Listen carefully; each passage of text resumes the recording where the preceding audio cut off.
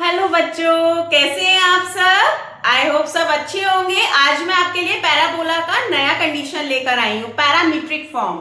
हमें क्यों जरूरत पड़ी पैरामीट्रिक फॉर्म की पैराबोला में? हम पे इक्वेशन थी तो y square equals to 4ax। तो हमें इसके लिए पैरामीट्रिक इक्वेशन की क्यों जरूरत पड़ी? वो इसलिए जरूरत पड़ी क्योंकि एक्स वाई जो है वो टू वेरिएबल्स हो जाते हैं। जब कॉम्प्लिकेटेड कंडीशंस आती है ना तो टू वेरिएबल्स को हमें जो है हैंडल करना पड़ता है।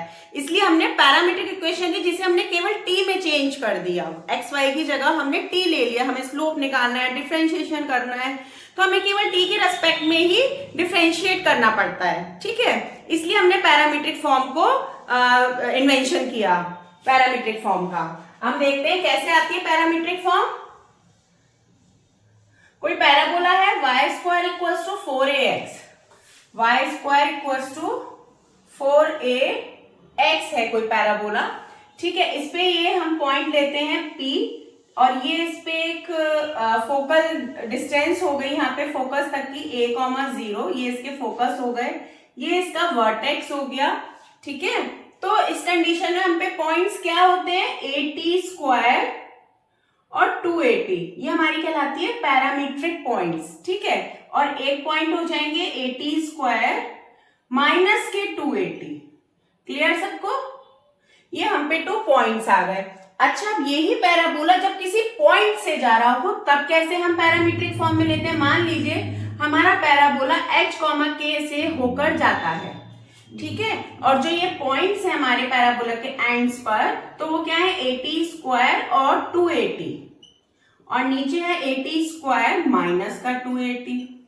तो इसके लिए हमारी इक्वेशंस आ जाती है जब h, k से पास होती है कि x माइनस h लेंगे इक्वल्स टू AT स्क्वायर के लेंगे, क्योंकि x का पॉइंट यही है और इससे पास होके जा रहा है। ठीक है, और यहां से हम क्या लेंगे, y लेंगे माइनस k लेंगे और इक्वल्स टू 280 के करेंगे। तो हम पे 2 इक्वेशन आ जाती है पैरामीट्रिक फॉर्म में। Equation of parametric form, equation of parametric points हो, पॉइंट्स। ठीक है, तो हम क्या बोलेंगे, इसको हम पॉइंट्स बोलेंगे, पॉइंट्स ऑफ पैरामीट्रिक फॉर्म। तो x और y की वैल्यू क्या आ जाती है जब कोई 2 पॉइंट से जा रहा हो, h plus AT square, y equals to k plus 280। Clear है सबको? ये x और y की हमारी वैल्यूज आ गई पैरामीट्रिक फॉर्म में। अब हम देखेंगे टेंजेंट फॉर्म में कैसे आती है हमारी इक्वेशन। यस, हम टेंजेंट फॉर्म में अब देखते हैं equation of tangent of parabola. हम पे पैराबोला क्या होता है, the parabola is y square equals to 4ax।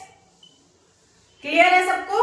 अब इसे हमें टेंजेंट फॉर्म में लिखना है। यहाँ पे 2y है ना, y स्क्वायर, तो इसको हम कैसे लिख सकते हैं, y1। इसका मतलब है किसी पॉइंट से जा रहा है, टेंजेंट उसको टच करता हुआ जा रहा है कर्व को, और यहाँ पे ये 2a आ जाएगा और ये x प्लस x1 में टूट जाएगा। तो ये हमारी क्या बन गई, इक्वेशन ऑफ टेंजेंट बन गई। इक्वेशन ऑफ टेंजेंट एट, ये हम लिख देंगे equation of tangent at x, y1, x1, y1 से ये पास हो रही है, तो ये इक्वेशन ऑफ टेंजेंट आ गई। ऐसी हमारी equation of tangent slope form में होती है।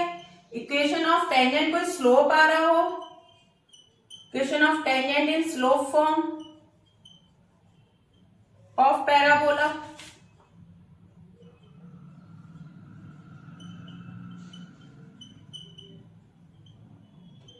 ठीक है, तो वो कैसे आएगी, y square equals to 4ax होता है ना, तो हमारी लाइन की इक्वेशन क्या होती है, y equals to mx plus c होती है, क्योंकि हम स्लोप निकाल रहे हैं टेंजेंट का, है ना, किसी भी कर्व पर। तो हम क्या करेंगे, y इक्वल्स टू mx और c की वैल्यू क्या होती है, a upon m। c equals to होता है a अपॉन m। ये टेंजेंट की कंडीशन होती है हमारे पास, तो वो हमने यहां लगा दी। अब ये कंडीशन 3 तरीके से डिवाइड होगी। तो ये हो गई हमारी equation of tangent of parabola in slope form of parabola. Clear है सबको इतना? अब मैं इसकी कंडीशन बताऊंगी 3 आपको, c less than 0, greater than 0 और इक्वल टू 0 पर कैसे काम करता है। क्या आएगा, if a line y equals to mx plus c touch the parabola, जब ये टच कर रहा होगा पैराबोला को, तो तो हमने देखा था c equal to a upon m होता है। तो ये इक्वल होगा जब ये पैराबोला को लाइन टच कर रही होगी, और जब ये लाइन इंटरसेक्ट कर रही होगी, इफ अ लाइन इंटरसेक्ट, तो क्या होगा जब इंटरसेक्ट करेगी लाइन, तो हमारा हो जाएगा c जो है वो लेस देन हो जाएगा a अपॉन m से। c लेस देन हो जाएगा a अपॉन m से जब इंटरसेक्ट करेगी, और जब बाहर होगी, इफ अ लाइन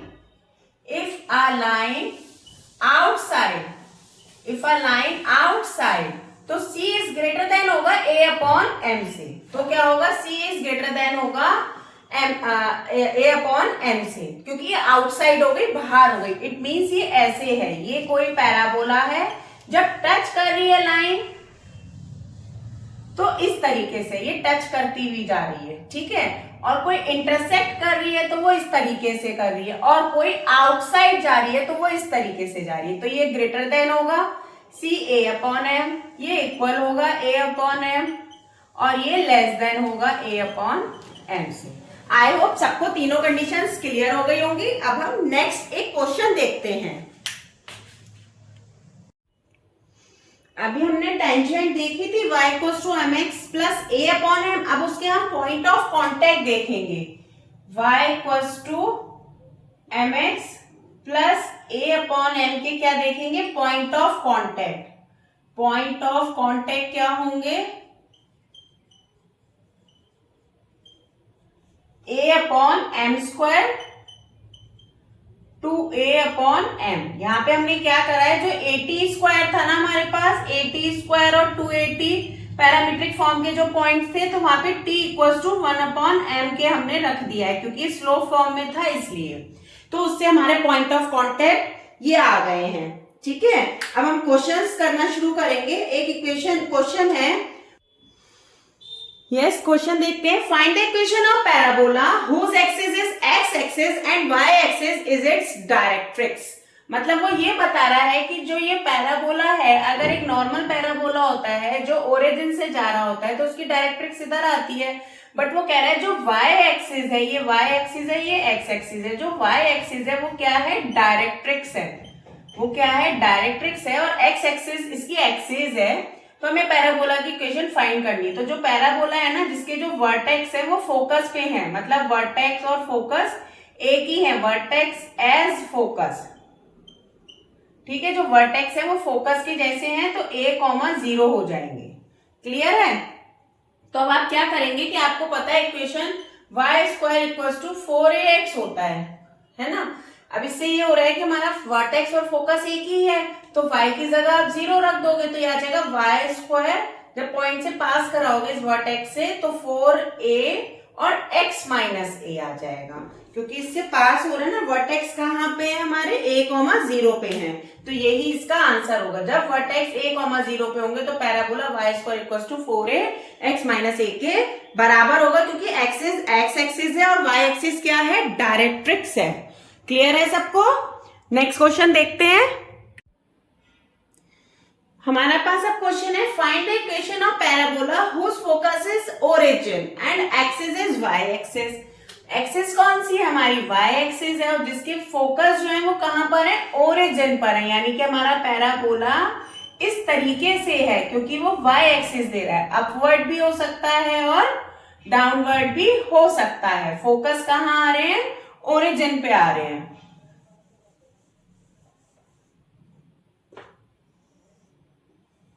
मान लीजिए ये फोकस ओरिजिन पे है, तो ये वर्टेक्स होगा, तो पैराबोला ऐसे जाएगा। ये क्या हो गया, इसका वर्टेक्स हो गया -a,0, और एक वर्टेक्स मान लीजिए यहां पर है। इस तरीके से भी तो जा सकता है, दोनों तरफ से जा सकता है। ये फोकस है, क्योंकि फोकस कहां पे है, ओरिजिन पर है, और वाई एक्सिस ली है। जब वाई एक्सिस लेगा तो क्या होगा, x square equals to 4ay होगा। क्लियर है सबको। और जब अपवर्ड होगा तो एक्स स्क्वायर, क्योंकि इसके वर्टेक्स a,0 पे आ जाएंगे, क्योंकि फोकस कहाँ है, ओरिजिन पे है ना। तो ये हो जाएगा 4ay प्लस a होगा एक बार, और एक बार माइनस में होगा, जब नीचे जाएगा 4ay माइनस का a होगा। जब नीचे आएगा तो प्लस ए होगा क्योंकि माइनस से प्लस हो जाएगा, और जब ऊपर होगा तो माइनस आएगा, और जब हम दोनों को मिला देंगे तो 4ay प्लस माइनस ए हो जाएगा। ये हमारी इक्वेशन हो गई, यही हमारा आंसर है ना। आई होप सबको क्लियर हो गया होगा। इस टाइप के क्वेश्चंस एमसीक्यूज में पूछे जाते हैं, इसीलिए मैंने आपको बताया, क्योंकि बच्चे कंफ्यूज हो जाते हैं।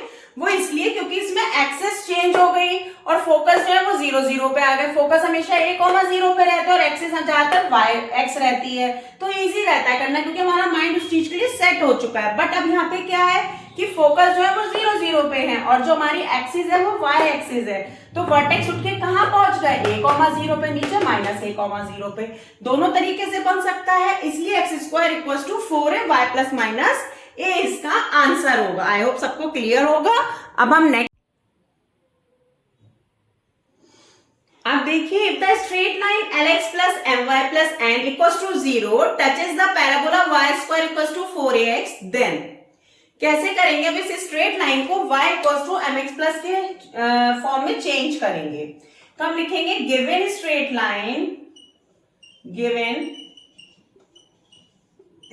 लाइन क्या है, lx plus my plus n equals to 0, but we know that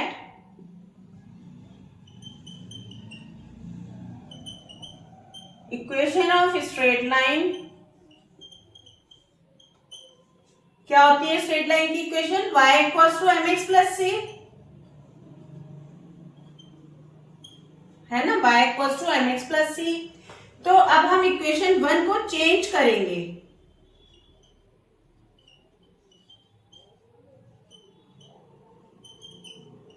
change the equation 1 as form of equation 2। कैसे, ये है ना, तो y को हम यहाँ पे ऐसे ही रखेंगे और ये माइनस के lx आएगा, माइनस के n आएगा, अपॉन में m आएगा, अपॉन में m आएगा। अब हम सभी को ये टच कर रहा है, तो टच करने की कंडीशन क्या होती है, condition of touch the parabola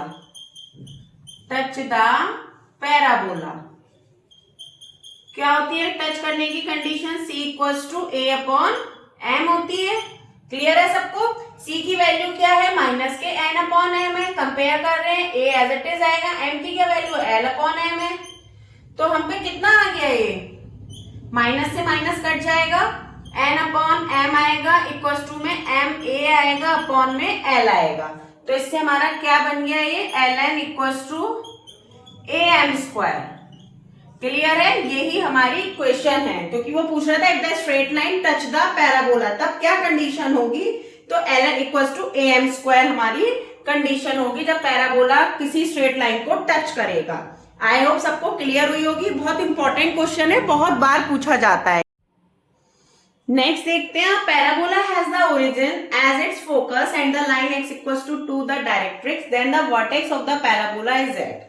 अब आप देखो, जैसे कि मैंने अभी बताया था एक क्वेश्चन इससे पहले, हमारा जो पैराबोला है ना, उसके ओरिजिन, फोकस जो है वो ओरिजिन पर है, और जो लाइन है डायरेक्ट्रिक्स वो x इक्वल्स टू 2 है, पॉजिटिव है, यानी कि इधर रही होगी। क्लियर है सबको, यानी कि इधर रही होगी x इक्वल्स टू 2, क्योंकि डायरेक्ट्रिक्स दे रखी है पॉजिटिव है, तो इधर पॉजिटिव साइड रहेगी, और जो फोकस है वो ओरिजिन पे दे रखे, यानी कि इसका वर्टेक्स जो है वो ऐसे जा रहा होगा। ये इसके फोकस होंगे जो ओरिजिन पर हैं, और ये इसके वर्टेक्स होंगे जो हमने x, y लेट कर लिए, ठीक है। और हम सभी जानते हैं जो वर्टेक्स होते हैं वो डायरेक्ट्रिक्स और फोकस का मिड पॉइंट होता है। क्लियर है सबको, वो फोकस और डायरेक्ट्रिक्स का मिड पॉइंट होता है, कौन, वर्टेक्स। तो आप कैसे करेंगे, हमें क्या निकालना है, वर्टेक्स निकालना है, तो हम लिख सकते हैं vertex is the mid point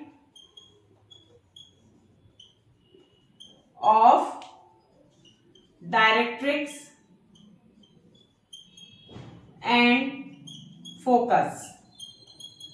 clear है, तो वर्टेक्स हमने क्या माने, x, y माने, तो x equals to x1 plus x2, है ना, क्लियर है, और अपॉन में 2 क्योंकि हम मिड पॉइंट निकाल रहे हैं, अपॉन में 2, y इक्वल्स टू y1 प्लस y2 अपॉन में 2, मिड पॉइंट का फॉर्मूला लगा देंगे। यहाँ पे देखो 0 प्लस क्या रखेंगे, 2 रखेंगे, अपॉन में 2 रखेंगे, और यहाँ पे 0 प्लस 0 अपॉन 2 रखेंगे। तो ये कितना आ गया, 1 आ गया, ये 1 आ गया और ये 0 आ गया। तो हमारे वर्टेक्स कितने आ गए, 1,0 आ गए। इसके वर्टेक्स कितने आ गए, 1,0 इसके वर्टेक्स आ गए। यही हमारा आंसर होगा। आई होप सबको क्लियर हो गया होगा। Okay then, thank you, bye, कल मिलते हैं।